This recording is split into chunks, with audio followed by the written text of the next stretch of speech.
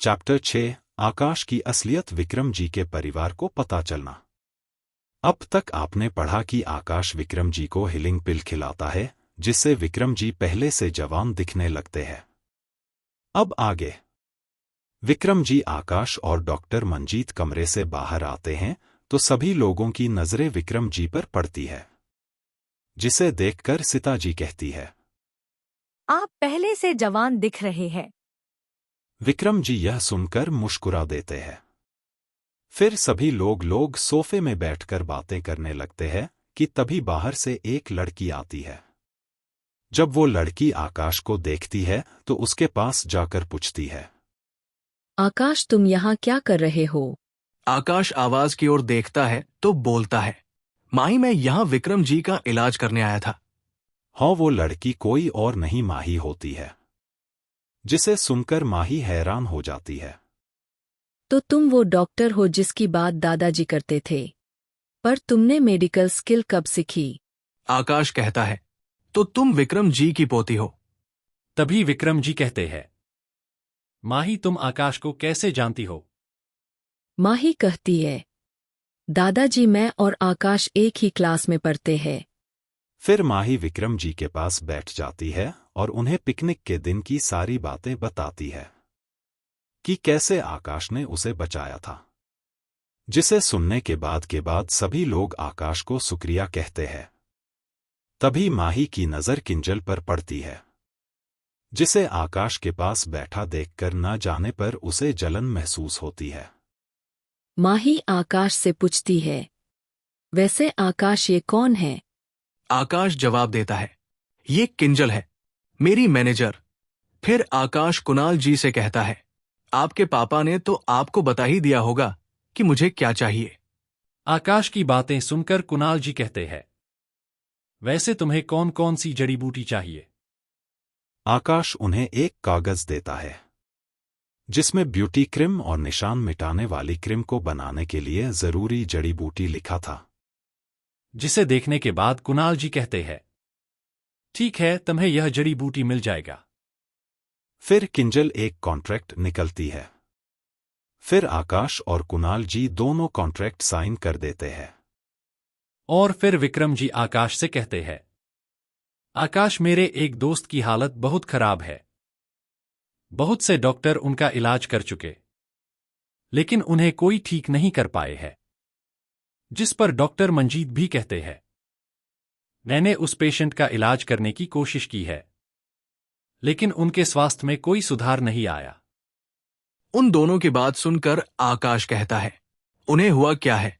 Doctor Manjeet कहते हैं, वैसे तो उनका सारा रिपोर्ट नॉर्मल है, लेकिन पता नहीं उन्हें कौन सी बीमारी हुई है। आकाश कहता है, वैसे वो है कौन? तभी विक्रम जी कहते, वो सिंह कॉरपोरेशन के चेयरमैन के पिता धवल सिंह हैं। जिसे सुनकर आकाश के चेहरे की मुस्कान चली जाती है और बड़े ही गुस्से के साथ कहता है, मैं उनका इलाज नहीं कर सकता, मुझे कुछ जरूरी काम करना है, तो मैं चलता हूं। इतना कहकर आकाश सोफे से उठकर वहां से जाने लगता है, तो किंजल भी आकाश के पीछे चली जाती है। दोनों के जाने के बाद डॉलर मंजीत विक्रम जी और कुणाल से कहता है, आकाश धवल अंकल का नाम सुन के ऐसे क्यों चला गया? जिस पर कुणाल जी बोलते हैं, तुम्हें अभी तक पता नहीं चला, वो सुनील और गीता का बेटा है। जिसे सुनकर मंजीत और माही चौंक जाते हैं। क्या, लेकिन उन दोनों का बेटा तो 14 साल पहले मर चुका था ना? तभी तो जब मैंने आकाश को पहली बार देखा था, तो मुझे वो जाना पहचाना लगा। वो इसलिए क्योंकि आकाश बिल्कुल जब सुनील जवान था, ठीक वैसा ही दिखता है। तभी मंजीत कहता है, लेकिन आकाश सुनील से ज्यादा हैंडसम है, क्योंकि उसे अपनी मां की भी खूबसूरती विरासत में मिली है। तभी सुमन जी कहती है, लेकिन आकाश ने धवल अंकल का इलाज करने से मना क्यों कर दिया? जिसे सुनकर कुणाल जी कहते हैं, तुम लोगों को पता है ना, 14 साल पहले क्या हुआ था? सीता जी कहती है, हो, गीता और सुनील ने बताया था कि वहां क्या हुआ था। शायद आकाश को वो सब याद है। इसलिए वह अपने माता पिता से नहीं मिलना चाहता है। विक्रम जी कहते हैं, अब शायद हमें उन दोनों बच्चों को बता देना चाहिए कि उनका बेटा जिंदा है। उन दोनों ने इतने सालों में बहुत दुख सहा है। जिसे सुनकर माही अपने दादाजी से कहती है, हमें अंकल आंटी को अभी नहीं बताना चाहिए कि आकाश उनका बेटा है। जिसे सुनकर सभी लोग माही से पूछते हैं, माही बेटा तुमने ऐसा क्यों कहा कि हमें आकाश की असलियत सुनील और गीता को नहीं बतानी चाहिए? जिस सुन माही कहती है, अगले महीने आकाश के बोर्ड और कॉलेज एंट्रेंस एग्जाम है। अगर अंकल आंटी को पता चलेगा तो वो दोनों तुरंत आकाश से मिलने आ जाएंगे, जिससे उसकी पढ़ाई में असर पड़ेगा। आप लोगों ने तो देखा ही होगा कि आकाश उस हादसे के बाद अपने माता पिता से नफरत करने लगा है। इसलिए तो उसने अपने दादाजी का इलाज करने से मना कर दिया और शायद वह अंकल आंटी से मिलना नहीं चाहता। इसलिए ही तो आकाश इतने दिनों तक छुपा रहा, वरना वो चाहता तो पहले ही अपने माता पिता को ढूंढ लेता। जिसे सुनकर सभी लोग सोच में पड़ जाते हैं। फिर सीता जी कहती है, माही बेटा तुमने ठीक कहा, हमें उन दोनों को अभी नहीं बताना चाहिए। इसमें ही आकाश की भलाई है। तभी विक्रम जी कहते हैं, तो ठीक है, हम लोग सुनील और गीता को अभी नहीं बताएंगे कि आकाश उनका बेटा है। हम उन दोनों को आकाश के एग्जाम खत्म होने के बाद बताएंगे। जिस पर सभी लोग हो कह देते हैं। फिर विक्रम जी डॉक्टर मंजीत की ओर देखते हुए कहते हैं, मंजीत वैसे धवल की हालत अब कैसी है? डॉक्टर मंजीत कहते हैं, अंकल की हालत अभी अच्छी नहीं है। उन्हें जल्द ही इलाज की जरूरत है, वरना उन्हें बचाया नहीं जा सकता। मुझे लगता है कि अंकल को सिर्फ आकाश ही ठीक कर सकता है। जिसे सुनकर सभी लोग दुखी हो जाते हैं, क्योंकि आकाश ने उनका इलाज करने से मना कर दिया था। Chapter 7 imperial hall. आपने पिछले एपिसोड में पढ़ा कि आकाश अपने दादाजी का इलाज करने से मना कर देता है और वहां से चला जाता है। अब आगे आकाश और किंजल चौहान विला से निकल कर जाने लगते हैं। किंजल मन में सोचती है, बॉस ने खुश धवल सिंह का इलाज करने से मना क्यों कर दिया? अगर बॉस उनका इलाज कर देते तो वो हमें बहुत मदद कर सकते थे। लेकिन ये सब किंजल ने आकाश से नहीं कहा। फिर किंजल आकाश को उसके घर के पास छोड़ देती है और वहां से चली जाती है। फिर आकाश अपने घर चला जाता है। 2 महीने बाद पलक झपकते ही 2 महीने बीत जाता है। इन 2 महीने में आकाश का कल्टीवेशन लेवल QI रिफाइनिंग के 9वें लेवल से बढ़कर फाउंडेशन स्टेबलिस्ट के 3रे लेवल में पहुंच जाता है। साथ ही उसका बोर्ड एग्जाम और कॉलेज एंट्रेंस एग्जाम हो गया था। साथ ही उसकी कंपनी भी अच्छी चलने लगी थी। उसकी ब्यूटी क्रीम और निशान मिटाने वाली क्रीम ने मार्केट में तहलका मचा दिया था। उसकी कंपनी की कीमत $50 बिलियन हो गई थी। आकाश सोया था कि तभी उसके फोन में कॉल आती है। आकाश को सोने की जरूरत नहीं पड़ती, लेकिन आकाश कुछ आराम कर लेता था। आकाश फोन उठाता है। तभी दूसरी ओर से अभय बोलता है, आकाश भाई आज कॉलेज एंट्रेंस एग्जाम का रिजल्ट आने वाला है, चलो रिजल्ट देखने चलते हैं। आकाश हो कहता है और तैयार होकर घर से बाहर निकल जाता है। आकाश और अभय कार में बैठकर पास के कंप्यूटर सेंटर में चले जाते हैं। जहां जाकर देखते हैं कि कंप्यूटर सेंटर में बहुत भीड़ है। सभी बच्चे अपना अपना रिजल्ट चेक कर रहे थे। कोई खुश हो रहा था तो कोई दुखी। कुछ समय बाद एक कंप्यूटर खाली होता है तो आकाश और अभय उस कंप्यूटर के पास चले जाते हैं और अभय अपना रिजल्ट चेक करने लगता है। अभय का रिजल्ट देखकर आकाश और अभय खुश हो जाते हैं, क्योंकि अभय का पूरे इंडिया में 3रा स्थान आया था। फिर आकाश भी अपना रिजल्ट चेक करने लगता है। जब दोनों आकाश का रिजल्ट देखते हैं तो गले लग जाते हैं। फिर अभय बोलता है, आज हम दोनों के टॉप करने की खुशी में हम आज पार्टी करेंगे। फिर दोनों वहां से चले जाते हैं। पर तभी कंप्यूटर सेंटर में काम करने वाले एक आदमी की नज़र उस कंप्यूटर पर जाती है जिसमें आकाश ने अपना रिजल्ट चेक किया था। कंप्यूटर में आकाश का रिजल्ट देखकर तुरंत अपनी मालिक को आवाज देता है, मालिक जल्दी यहां आइए। जिसे सुनकर कंप्यूटर सेंटर का मालिक वहां आता है और कहता है, क्या हुआ, ऐसे क्यों चिल्ला रहा है? जिस पर वो काम करने वाला आदमी कंप्यूटर के स्क्रीन की ओर इशारा करते हुए कहता है, इस लड़के ने पूरे इंडिया में टॉप किया।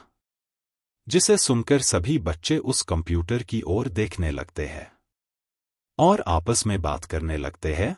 जब कंप्यूटर सेंटर का मालिक रिजल्ट को देखता है तो खुश हो जाता है और फोटो खींचकर इंटरनेट पर डाल देता है।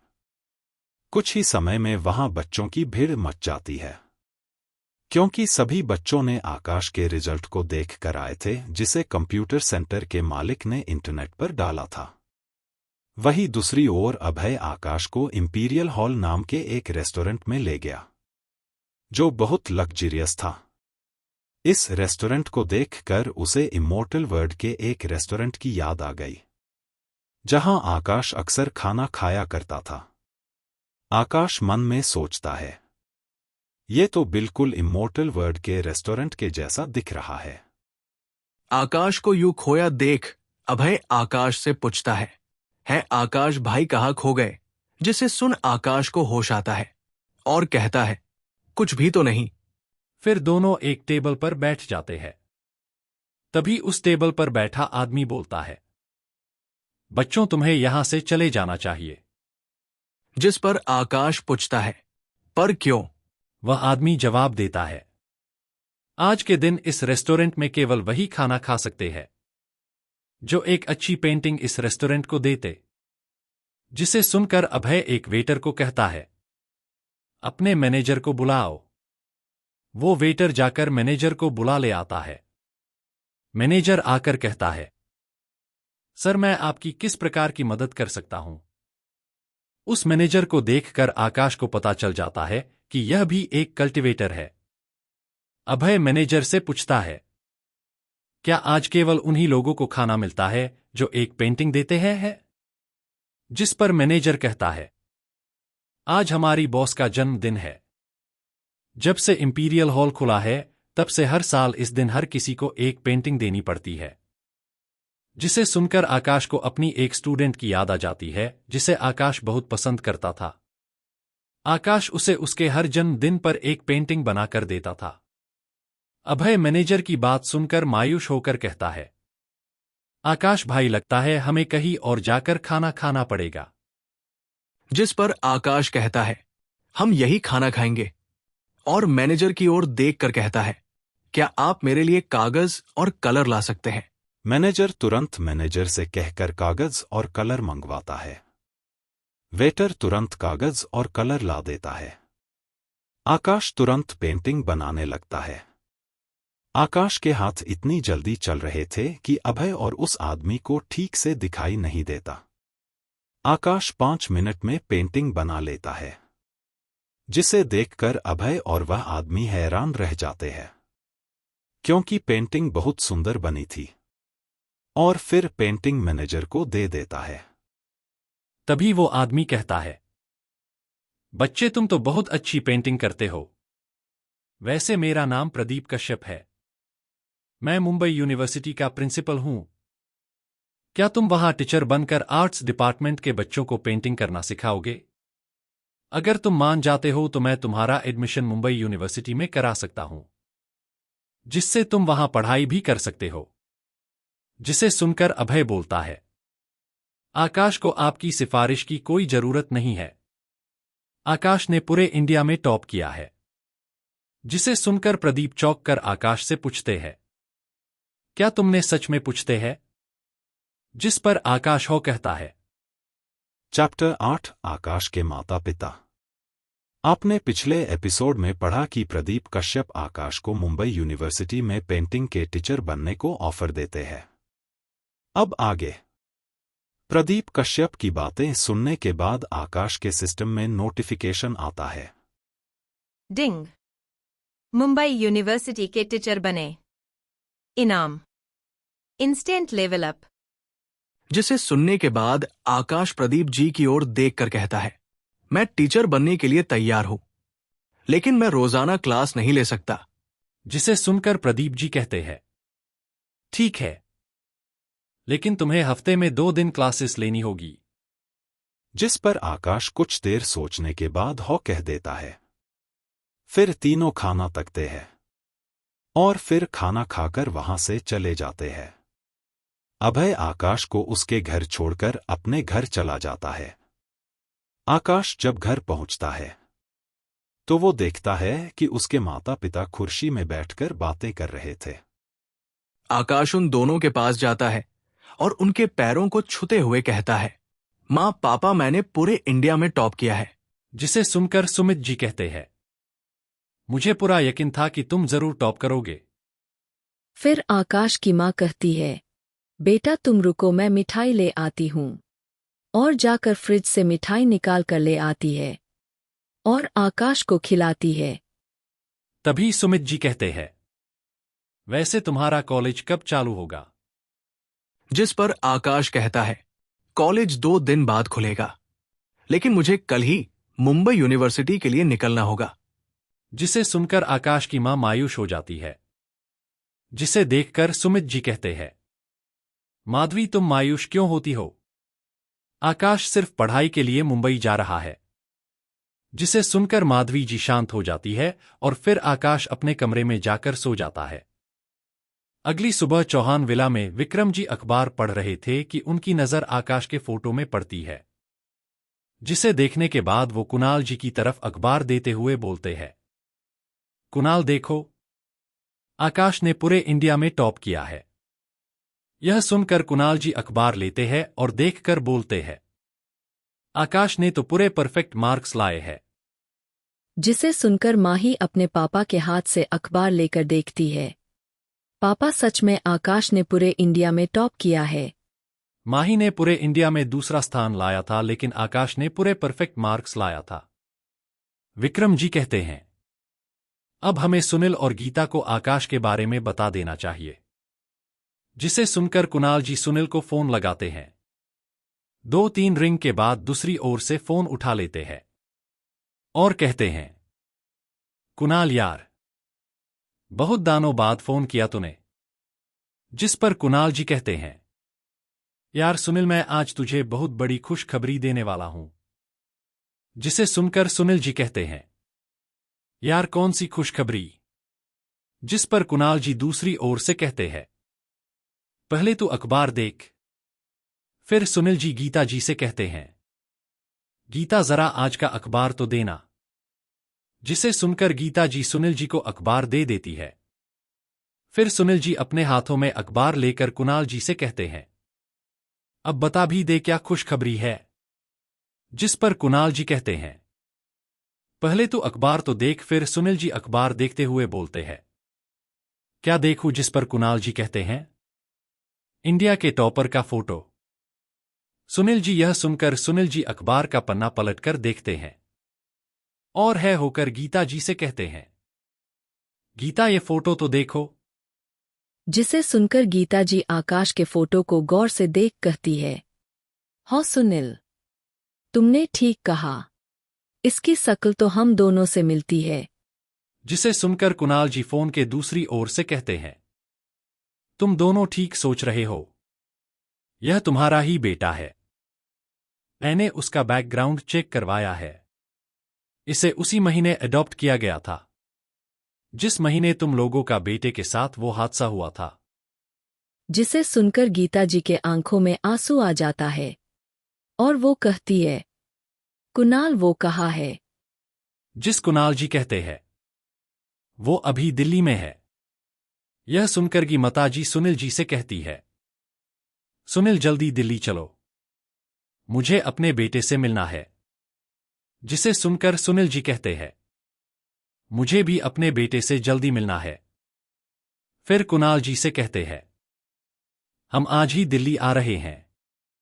जिस पर कुणाल जी कहते हैं तो ठीक है, मैं तुम दोनों को लेने के लिए अपने ड्राइवर को भेज दूंगा। फिर वो फोन काट देते। गीता जी सुनील जी से कहती है, सुनील, हम दोनों से जाने से पहले मैं बिल्लू के कमरे को साफ करवा देती हूँ। जब बिल्लू आएगा तो उसका कमरा ठीक से रहना चाहिए। आकाश को सभी लोग प्यार से बिल्लू कहते थे। सुनील जी जानते थे कि गीता बिना आकाश के कमरे को साफ करवाए बिना नहीं मानेगी, क्योंकि आकाश के खो जाने के बाद से गीता हर रोज आकाश के कमरे को साफ करवाती थी और उनके एक एक सामान को संभाल कर रखी थी। फिर गीता जी आकाश के कमरे को साफ करवाने चली जाती है। वहीं दूसरी ओर आकाश एयरपोर्ट में मुंबई जाने के लिए होता है और मुंबई जाने के लिए एरोप्लेन का इंतजार कर रहा था। तभी उसके बगल में बैठी लड़की आकाश से कहती है, क्या मुझे तुम्हारा फोन मिल सकता है? मुझे एक कॉल करनी है। आकाश को वो लड़की थोड़ी अजीब लगती है, क्योंकि उसने स्कार्फ और चश्मे से अपना पूरा चेहरा छुपा रखा था। लेकिन फिर भी आकाश अपना फोन उस लड़की को दे देता है। फिर वो लड़की किसी को फोन करती है और कहती है, रुचि तुम कहाँ हो? मुझे मुंबई जाने के लिए देर हो रही है। जिस पर दूसरी ओर से रुचि कुछ कहती है और फोन काट देती है। फिर वो लड़की आकाश को उसका फोन देता है और कहती है, क्या तुम मुझे कुछ पैसे दे सकते हो? Chapter 9 aeroplane hijack. आपने पिछले एपिसोड में पढ़ा कि आकाश के बगल की लड़की आकाश से उसका फोन मांगती है और कुछ देर बात करने के बाद आकाश से कहती है, क्या तुम मुझे कुछ पैसे दे सकती हो? अब आगे आकाश उस लड़की की बात सुनकर उससे कहता है, वैसे मैं तुम्हें पैसे क्यों दूं? मैं तो तुम्हें जानता भी नहीं हूं। जिसे सुनने के बाद वो लड़की अपना स्कार्फ निकालती हुई बोलती है, मैं अनिका रॉय हूं। मैं एक फेमस सिंगर हूं। मुंबई जाने के बाद मैं तुम्हारा पैसा तुम्हें वापस कर दूंगी। मेरी मैनेजर ने मुझे धोखा दे दिया है। वो मेरी कॉम्पिटिटर के साथ मिल गई है और मेरे सारे कार्ड ब्लॉक करवा दिए हैं। जिसे सुनकर आकाश अपने फोन में अनिक के बारे में सर्च करने लगता है। अनिका जब आकाश अपने बारे में सर्च करते हुए देखती है तो हैरान हो जाती है, क्योंकि उसके बहुत सारे फैंस थे और वह इंडिया ही नहीं बल्कि विदेशों में भी फेमस थी। अगर लोगों को पता चलता कि वो यहाँ है तो यहाँ लोगों की भीड़ मच जाती, लेकिन आकाश ने उस पर कोई ध्यान नहीं दिया। वो बहुत खूबसूरत थी। कई लड़के उससे बातें करने के लिए बहाना खोजते हैं, लेकिन आकाश ने तो उससे बात तो छोड़ उसे इग्नोर ही कर दिया था। आकाश फोन अनिका के बारे में देखने के बाद अनिका की ओर देखकर बोलता है, ठीक है, मैं तुम्हें पैसे दे दूंगा। तुम्हें कितने पैसों की जरूरत है? जिस पर अनिका कहती है, मुझे 5,000 रुपए की जरूरत है। फिर आकाश अपने पर्स से 5,000 रुपए निकालकर अनिका को दे देता है। फिर अनिका आकाश को शुक्रिया कहकर वहां से एरोप्लेन का टिकट कटवाने चली जाती है। फिर आकाश वहीं पर बैठा रहता है कि कुछ समय बाद उसके एरोप्लेन के आने का समय हो जाता है। आकाश एरोप्लेन में जाकर अपने सीट पर बैठ जाता है। कुछ समय बाद अनिका आती है और अपना सीट ढूंढने लगती है कि उसकी नजर अपने सीट पर जाती है। साथ ही उसके सीट के बगल में बैठे लड़के पर जाती है और उसे देखकर उसके पास चली जाती है, जिसे देखकर अनिका जाकर अपने सीट पर बैठ जाती है और कहती है, हम लोग फिर से मिल गए। तुमने मेरी इतनी मदद की है, लेकिन मैं तुम्हारी नाम तक नहीं पूछा। वैसे तुम्हारा नाम क्या है? आप लोगों ने सही समझा, ये लड़का और कोई नहीं, हमारा आकाश होता है। आकाश अनिका की बातों को सुनकर बोलता है, मेरा नाम आकाश है, और चुप हो जाता है। जिसे सुनकर अनिका बोलती है, परसों मुंबई में म्यूजिक कॉन्सर्ट है, तुम्हें जरूर आना है। और आकाश को एक टिकट देती है। आकाश वो टिकट ले लेता है और अनिका से कहता है, ठीक है, जरूर आऊंगा। आकाश वहां जाने के लिए तैयार इसलिए हो जाता है क्योंकि उसके सिस्टम में एक नोटिफिकेशन आया था डिंग। आप म्यूजिक कांगस्टर में जाइए। इनाम। आपके स्टोरेज रिंग से आपको कोई भी एक वस्तु मिलेगी। आकाश के स्टोरेज रिंग में बहुत सी ताकतवर चीजें रखी थी जो कि पृथ्वी पर मिलना मुश्किल है। आकाश जानता था कि सिस्टम उसे कहीं भी कुछ भी टास्क दे देगा, क्योंकि सिस्टम आकाश को जल्द से जल्द ताकतवर बनाना चाहता है। इमोर्टल वर्ल्ड में भी आकाश को सिस्टम ने केवल 500 सालों में ही उसे इमोर्टल किंग बना दिया था, जिसे लोग कई हजार साल तक नहीं कर पाते। आकाश के हाँ कहने पर अनिका खुश हो जाती है, क्योंकि अनिका को अब आकाश में इंटरेस्ट आने लगता है। तभी एरोप्लेन टेक ऑफ होता है। फिर अनिका आकाश से पूछती है, वैसे तुम मुंबई में कहाँ जा रहे हो? जिस पर आकाश कहता है, मैं मुंबई यूनिवर्सिटी जा रहा हूं। तुम मुंबई यूनिवर्सिटी जा रहे हो? वैसे आकाश तुम्हारी रैंक कितना आया था? मैं पूरे इंडिया में फर्स्ट आया हूं। जिस पर अनिका चौंकते हुए कहती है, तो तुम ही वह आकाश सिंह हो जिसने पूरे इंडिया में टॉप किया है। वो दोनों बातें ही कर रहे थे कि तभी 4-5 आदमी अपने हाथ में बंदूक लेकर आते हैं और कहते हैं, यह प्लेन हाईजैक हो गया था। अगर सही संभालत तुम सभी को जाना है तो चुपचाप अपना सिर नीचे कर अपने जगह में बैठे रहो।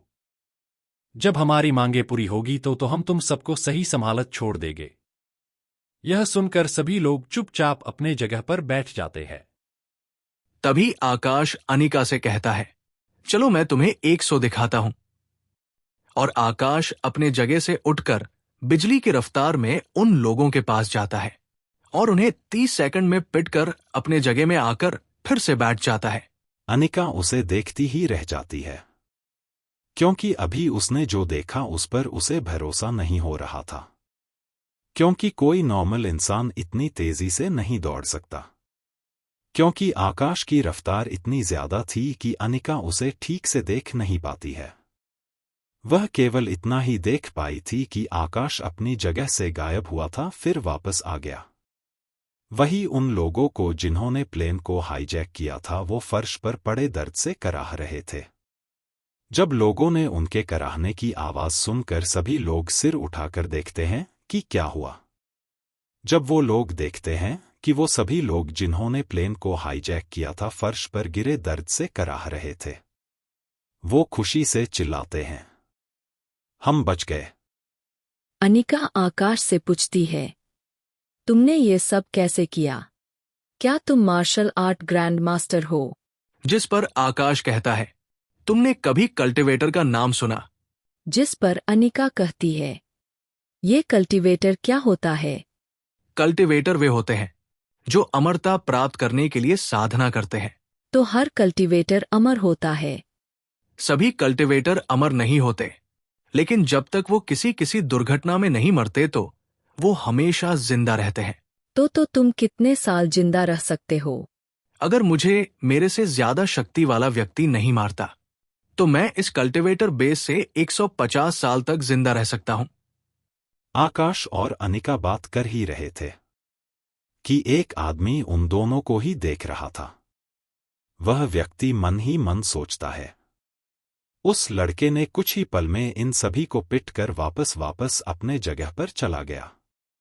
आकाश की रफ्तार तेज थी, लेकिन उस आदमी ने आकाश को देख लिया था कि कैसे आकाश अपने जगह से गायब हुआ और उन लोगों को पिटकर वापस अपने जगह पर वापस आ गया। चैप्टर 10 आकाश बना कोबरा कमांडो का इंस्ट्रक्टर। वो आदमी आकाश के बारे में सोच ही रहा था कि तभी उसके बगल का लड़का बोलता है, लेफ्टिनेंट कर्नल वैभव शर्मा। उस लड़के की रफ्तार तो बहुत तेज थी, शायद वह एक मार्शल आर्ट ग्रैंड मास्टर होगा। जिसे सुनकर लेफ्टिनेंट कर्नल वैभव बोलते हैं, विकास तुमने ठीक कहा, उस लड़के का रफ्तार और ताकत बहुत ज्यादा है, शायद वह मार्शल आर्ट ग्रैंड मास्टर हो सकता है। वैभव जी कुछ सोचते हैं, फिर विकास से बोलते हैं, विकास तुम कोबरा कमांडो के लीडर हो, क्या हमें उस लड़के को कोबरा कमांडो का इंस्ट्रक्टर बनने के लिए पूछना चाहिए? हाँ सर। अगर वो कोबरा कमांडो का इंस्ट्रक्टर बन गया तो हमारे कोबरा कमांडो की ताकत बहुत बढ़ जाएगी। वो लोग हाईजैकरों से लोगों को बचाने जा ही रहे थे कि तभी उनको दिखा कि आकाश बिजली की रफ्तार से आया और हाईजैकरों को पिट कर चला गया। कुछ समय बाद प्लेन मुंबई में लैंड हो जाता है। आकाश और अनिका फिर एयरपोर्ट से एक साथ जाने लगते हैं। तभी पीछे से एक आवाज आती है, अरे तुम दोनों रुको। यह आवाज सुनकर आकाश और अनिका पीछे मुड़कर देखते हैं कि दो व्यक्ति उनकी ओर आ रहे हैं। एक की उम्र लगभग 45 साल और दूसरे की लगभग 25 साल की थी। वो दोनों उनके पास आकर हाथ मिलाते हुए कहते हैं, मेरा नाम वैभव शर्मा है। मैं मिलिट्री में लेफ्टिनेंट कर्नल हूं। उनकी बात सुनकर आकाश कहता है, पर आपको मुझसे कैसा काम? जिस पर वैभव जी कहते हैं, हमें कहीं और जाके बात करनी चाहिए। जिसे सुनकर अनिका कहती है, आकाश अब मुझे जाना चाहिए। फिर अनिका वहां से चली जाती है। फिर वो तीनों जब बाहर आते हैं, कई मिलिट्री की कई कारें आती है। फिर वो तीनों पास के रेस्टोरेंट में चले जाते हैं और वहां टेबल में बैठने के बाद आकाश उन दोनों से पूछता है, आपको मुझसे क्या काम? आकाश की बातों को सुनने के बाद लेफ्टिनेंट कर्नल वैभव बोलते हैं, मैं देखा कि तुमने उन हाईजैकरों को पिटा था। क्या तुम मार्शल आर्ट ग्रैंड मास्टर हो? जिसे सुनकर आकाश कहता है, मैं मार्शल आर्ट ग्रैंड मास्टर तो नहीं हूं, पर मेरी ताकत उनसे कई ज्यादा है। जिसे सुनकर वैभव जी आकाश से कहते हैं, मैं सीधे मुद्दे की बात करता हूं। क्या तुम कोबरा कमांडो के इंस्ट्रक्टर बनोगे? अगर तुम मान गए तो मैं तुम्हें सीधे ब्रिगेडियर कर्नल बनवा दूंगा। तभी आकाश के सिस्टम में नोटिफिकेशन आती है, डिंग, एक नया क्वेस्ट मिला है।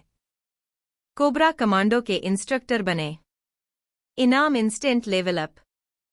सिस्टम नोटिफिकेशन को सुनने के बाद आकाश वैभव जी को कहता है, ठीक है, मैं कोबरा कमांडो का इंस्ट्रक्टर बनने के लिए तैयार हूं, लेकिन मैं उन्हें ज्यादा ट्रेनिंग नहीं दे पाऊंगा क्योंकि मैं अभी भी एक स्टूडेंट हूं।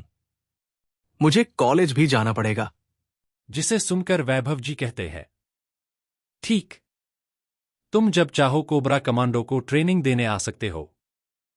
फिर वो आकाश को एक बैच देते हैं और कहते हैं, यह बैच तुम्हारा पहचान है कि तुम मिलिट्री के ब्रिगेडियर कर्नल हो।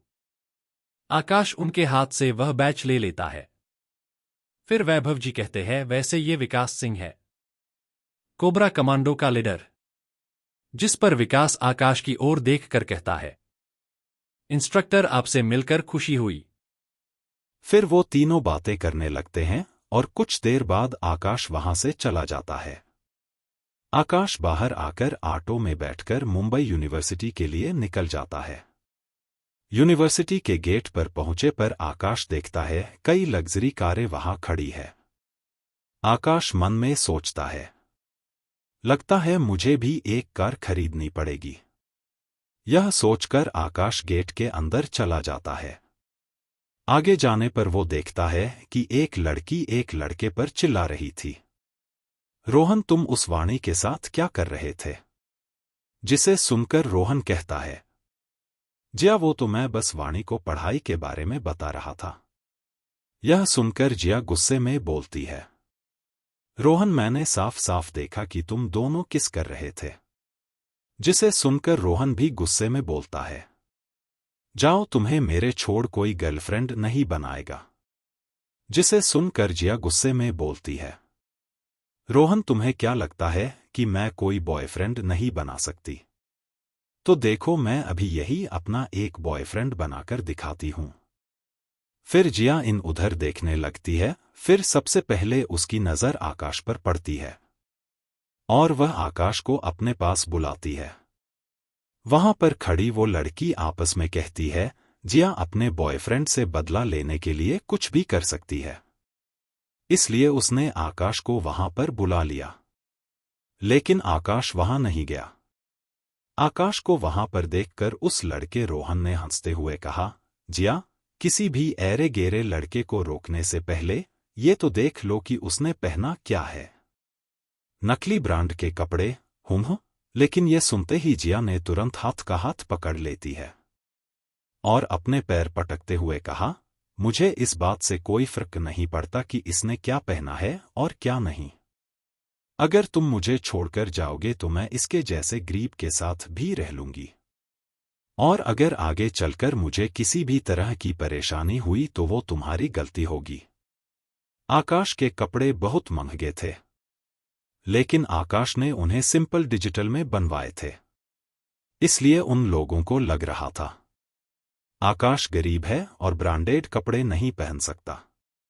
यह सुनकर आकाश हैरानी से जिया को देखने लगा कि कितने हक से उस लड़की ने आकाश का हाथ पकड़ लिया। आकाश कुछ कहने ही वाला होता है कि तभी उस लड़के ने जिया से कहा, ठीक है, तुम्हारा जो मन आए तुम वो करो, लेकिन एक बात बताओ, क्या तुम इस लड़के को बोल सकती हो कि यह तुम्हें शॉपिंग के लिए लेकर चाय और कॉफी पिलाए? मुझे नहीं लगता कि यह तुम्हें कॉफी पिलाने की औकात भी रखता है। इतना कहकर रोहन ने ऊपर से नीचे तक आकाश को देखा और उसके बाद बिना किसी का जवाब सुने वहां से चला गया। उसे वहां से जाते हुए देखकर जिया ने तुरंत चिल्लाते हुए उसे रोकने की कोशिश की, रोहन, इधर आओ अभी के अभी, तुम इस तरह से यहां से नहीं जा सकते। मगर रोहन लौटकर नहीं आया। यह सब देखकर रिया इतना ज्यादा नाराज हो गई कि उसकी आंखों से आंसू बहने लगे। आखिर में उसने अपने आंसू साफ किए और आकाश की तरफ देखकर कहा, तुम्हारा नाम क्या है और तुमने कौन सा कोर्स में एडमिशन लिया है? आकाश को जिया के घमंड भर एक्सप्रेशन बिल्कुल भी अच्छे नहीं लग रहे। आकाश चाहता तो जिया को मना कर देता, क्योंकि इमॉर्टल वर्ल्ड में कई सुंदर लड़की ने आकाश से अपनी प्यार का इजहार किया था, लेकिन आकाश ने उन सभी को मना कर दिया था, क्योंकि धोखे के बाद आकाश को लड़कियों से नफरत करने लगा था। मगर फिर भी उसने आराम से जवाब दिया, मेरा नाम आकाश है, मैंने यहां पर बीकॉम फर्स्ट ईयर में एडमिशन लिया है। अच्छा ठीक है, ये सारी बातें छोड़ो और अब मेरी बात ध्यान से सुनो। आज से तुम जिया मल्होत्रा के बॉयफ्रेंड हो। आज से तुम्हें मेरे साथ मूवी देखने चलना पड़ेगा, शॉपिंग करने के लिए चलना पड़ेगा और मेरे साथ घूमना फिरना भी पड़ेगा, ठीक है? अगर किसी भी लड़के को ये पता चले कि इतने सुंदर लड़की उसे अपना बॉयफ्रेंड बना रही है तो वो खुशी से पागल हो जाएगा। लेकिन आकाश ने इमॉर्टल वर्ल्ड में 500 साल जिंदा रहा था। वो जानता था कि जिया इस वक्त बेहद गुस्से में है और वो सिर्फ आकाश का इस्तेमाल करना चाहती है। बेशक वो बेहद सुंदर है, मगर आकाश के ऊपर इन सारी बातों का कोई असर नहीं पड़ता। उसने अपने हाथ से जिया का हाथ हटाते हुए कहा, ये तुम क्या कह रही हो? मेरे पास तुम्हारे साथ घूमने फिरने का टाइम नहीं है, तुम अपने लिए कोई और खिलौना ढूंढ लो। इतना कहकर आकाश वहां से चला गया। उसने जिया का जवाब तक सुनना जरूरी नहीं समझा। ये सब देखकर जिया और भी ज्यादा नाराज हो गई। उसने गुस्से में अपनी कमर पर हाथ रखकर चिल्लाते हुए कहा, औकात बाहर ठेला लगाने की भी नहीं है। और इसने जिया मल्होत्रा को एटीट्यूड दिखाया। जिया मल्होत्रा को डोट, मैं इसे छोड़ूंगी नहीं। पहले मुझे रोहन को हैंडल करना होगा और उसके बाद मैं इसे देखूंगी। आखिर इसने मुझे समझा क्या है? वहां पर खड़े काफी सारे लोग उन दोनों की ये बहस देख रहे हैं। उन्हें यकीन नहीं हो रहा कि अभी अभी जिया मल्होत्रा जैसी लड़की ने आकाश को प्रपोज किया है और आकाश ने उसे मना कर दिया। तभी एक लड़की ने कहा, जरा उस लड़के के कपड़े तो देखो, मुझे यकीन नहीं हो रहा कि जिया ने इस लड़के को प्रपोज किया। क्या इसके अंदर ऐसा? अरे ये सब जिया मल्होत्रा के नखरे हैं। वो अभी गुस्से में है, इसलिए ये सब बोल रही है। कुछ टाइम के बाद वो बहुत आसानी से इस लड़के को छोड़ देगी। आकाश के ऊपर इन सारी बातों का और जिया के चिल्लाने का कोई असर नहीं पड़ रहा होता। उसने अपना सामान लिया और वो चुपचाप अपने प्रिंसिपल के ऑफिस की तरफ चला गया। अब आगे क्या होगा? क्या जिया आकाश को अपना बॉयफ्रेंड बनने के लिए मना पाएगी या नहीं? जानिए अगले एपिसोड में मेरे साथ इमॉर्टल गॉड सिस्टम पर।